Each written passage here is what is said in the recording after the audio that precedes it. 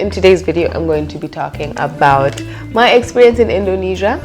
I spent 4 weeks in Indonesia in September 2024, and it was the best time ever. Indonesia is what they call an archipelago. New word, big word. Archipelago, which is a group of islands. It has around 17,000 islands, of which 6,000 are inhabited. Okay? So it is the largest archipelago in the whole wide world. Interesting, important information about Indonesia and why I feel like it's being slept on. Number one, I said in my last video that there is a flight from Nairobi to Kuala Lumpur. That flight is less than $200. And then from Kuala Lumpur, you can fly into Jakarta for less than $60. So in total, your flight to Indonesia could be like 250, let's say. This is the kicker. Kenyans can get visa on arrival, visa on arrival, visa on arrival. What does that mean? It means you can arrive and get your visa there. But I'm gonna give you even a better tip, which is you can apply online. You go online, you need a digital copy of your passport, you need proof of onward travel, and you just need an address where you're going to stay. So whether it's a hotel, whether it's with a friend, whether it's an Airbnb, whether it's a hostel. Then when you submit it, you pay $50 and you get your visa in your inbox. And so Southeast Asia, my guys, Southeast Asia. I'm gonna for sure start by talking about the capital city, which is Jakarta. There are so many grand, huge malls. There's a mall every 3 feet. Every direction you look, there's a mall with so many different shopping experiences. You can get like the super luxury malls, and you can also get like more markety malls. So if you're big on shopping, I highly recommend Jakarta. H&M, Zara, Pull&Bear, all of them, everything you can find in Jakarta. The food, guys, the food, like there's so many amazing local dishes and cuisines. My favorite is satay kambing, but there's also rendang, soto betawi, nasi, any type of nasi goreng, mi goreng, like all of the gorengs, guys. So yummy. The seafood vibe is insane. Like, if you're into seafood, pull up to the bumper, because whoa, 10 out of 10. I think the nightlife was really cool.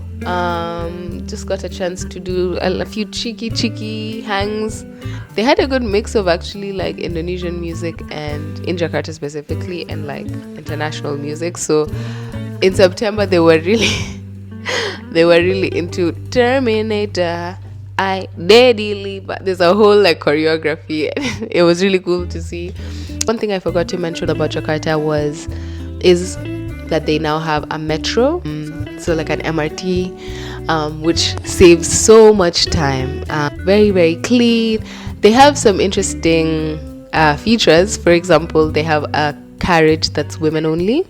So I thought that's a nice aspect to have.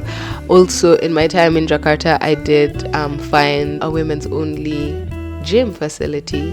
Not to say that things like it shouldn't be unisex, just in terms of feeling comfortable. Like it's nice that they've thought about shawties like that. So I really like that. And then next I got to visit Jogja. So Jogja, next stop was Jogja. It's called Yogyakarta, but the locals, the homies, call it Jogja. So we took a train ride there. It was really affordable. It was a 6-hour train ride, but it was very, very, very comfortable. It was so nice to see the scenery, and you get a chance to chill. Fun things that we did in Jogja. We went to Prambanan. It's the largest Hindu temple. The Airbnb that we stayed at, let me tell you, no notes. It was like this kind of wooden architecture vibe with like the largest swimming pool ever, table tennis going. The rooms were great. Like it was very homey, which I love. With Airbnb, what I really love is a home vibe, like a really, really home feeling. All in all, I was a very, very big fan of Jogja. If you're more into like nightlife and partying and energy and stuff, Jakarta is better.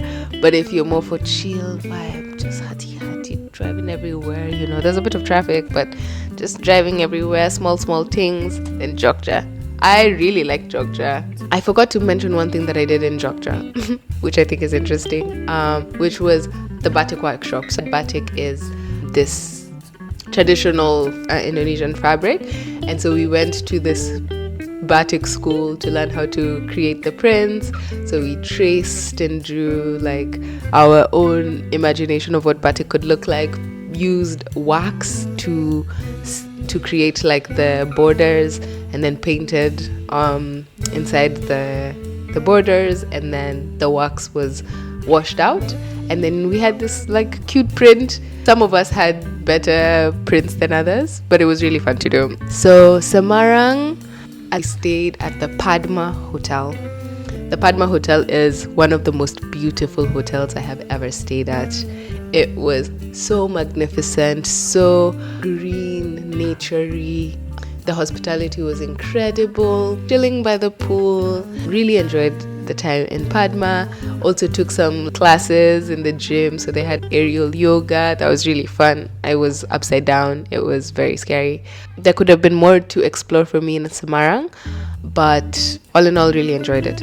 So then after Semarang, we took a boat ride to a little tiny island called Karimunjawa.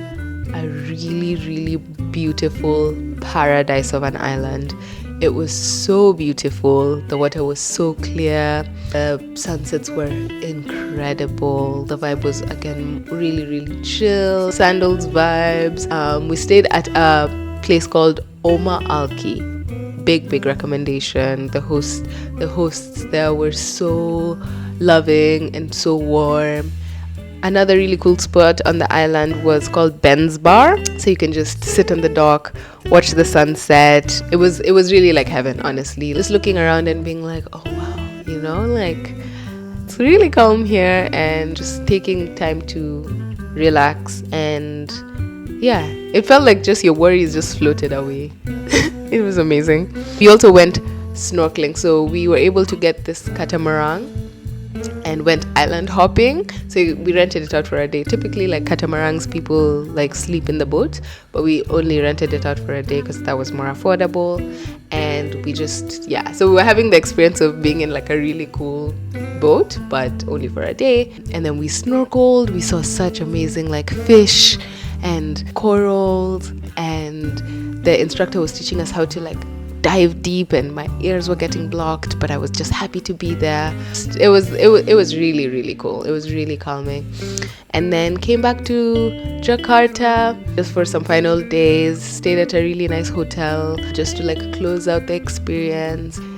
All in all, again, Indonesia has just been the gift that keeps on giving. I've felt so humbled, so interested, curious about the culture.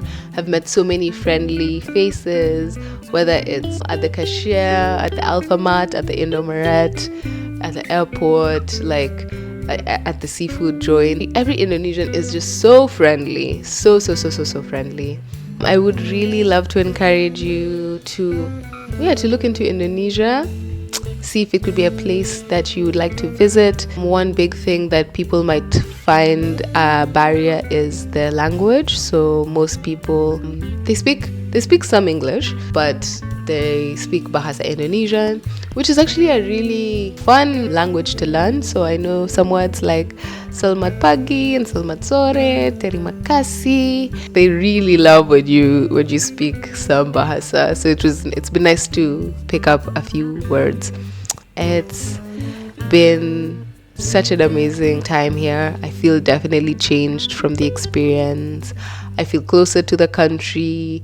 Culturally, it has felt similar to what you could find in Kenya, which is a lot of hospitality, a lot of good food, a lot of enjoyment. Finally, I just wanted to say thank you again if you've made it to the end of this video. I really appreciate it. As I mentioned, I'm still learning how to tell stories, be on camera, share my experiences, and I hope that this was an interesting look into what Indonesia can offer. If you have any questions that I may not have answered, feel free to ask them down in the comments and I will respond to them. And that's it.